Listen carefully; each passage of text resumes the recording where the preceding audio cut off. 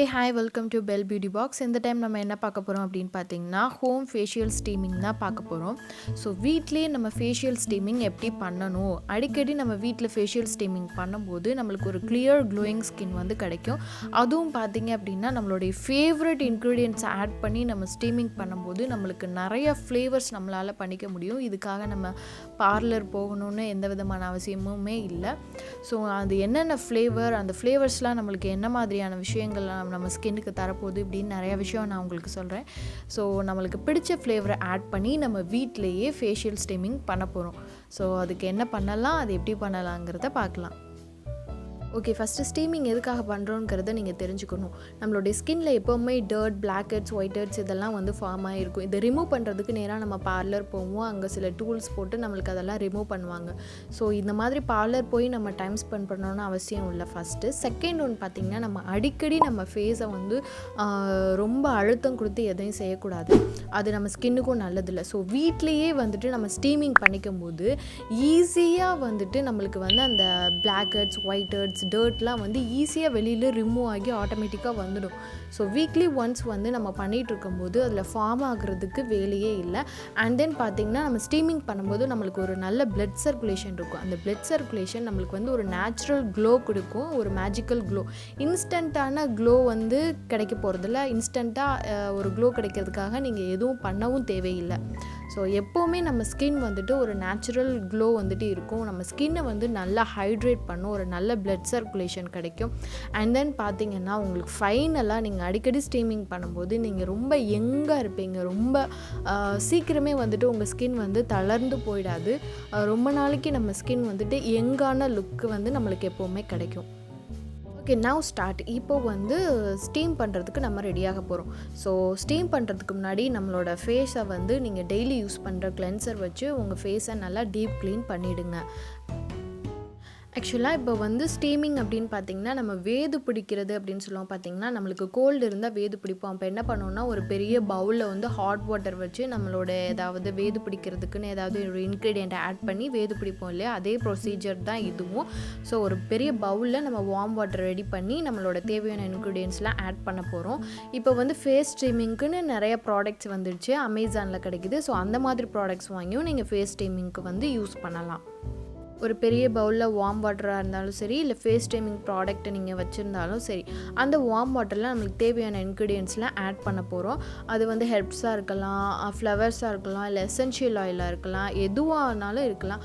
So நம்மளுக்கு ஏற்ற மாதிரி நம்மளுடைய ஃபேவரட் இன்க்ரீடியன்ட்ஸ் ஆட் பண்ணி இப்போ வந்து நல்லா கொதிக்கிற தண்ணியில், நல்ல ஒரு வார்ம் வாட்டரில் நீங்கள் வந்து பாயில் பண்ணிகிட்டு இருக்கும்போது லாஸ்ட்டு ஒரு 2 மினிட்ஸ்க்கு முன்னாடி நீங்கள் அந்த ஹெர்ப்ஸை ஆட் பண்ணாலும் சரி, இல்லை இறக்கி வச்சுட்டு அந்த ஹெர்ப்ஸை ஆட் பண்ணாலும் சரி, ஹெர்பை ஆட் பண்ண உடனே நீங்கள் அடுத்த ப்ரொசீஜர் வந்து ஸ்டார்ட் பண்ணிடணும். நம்ம ஸ்டீமிங் ரெடி ஆனதுமே நம்மளோட ஃபேஸை வந்து டோட்டலாக கவர் பண்ண மாதிரி நீங்கள் வந்து செட் பண்ணிக்கணும். இப்போது நான் ஆல்ரெடி சொன்ன மாதிரி வேது பிடிக்கும்போது நம்ம செட் பண்ணோம் இல்லையா, அதே மாதிரி நம்ம ஃபேஸை வந்து கவர் பண்ண மாதிரி செட் பண்ணிக்கணும். உங்கள் பவுலுக்கும் உங்களுடைய ஃபேஸுக்கும் 8 இன்ச்சஸ் டிஸ்டன்ஸ் இருந்தால் ஓகே தான். ஸோ அந்த ஸ்டீமிங் ஏர் வந்து வெளியில் போகாத அளவுக்கு நீங்கள் வந்து கவர் பண்ணிக்கணும். ஒரு 15 மினிட்ஸ் வந்து நல்லா ஸ்டீம் பண்ணுங்கள். இல்லை அப்படின்னா அந்த ஸ்டீமோட ஏர் இருக்கிற வரைக்கும் நீங்கள் ஸ்டீம் பண்ணாலும் ஓகே தான். உங்கள் ஃபேஸ் ஸ்டீமிங்கை நீங்கள் கம்ப்ளீட் பண்ணதுக்கப்புறம் ஒரு லைட் வார்ம் வாட்டர், அதாவது வெதுவெதுப்பான தண்ணி, ரொம்ப ஹாட் வாட்டர் இல்லை, வெதுவெதுப்பான தண்ணியில் வந்து ஃபேஸ் வாஷ் பண்ணிக்கோங்க.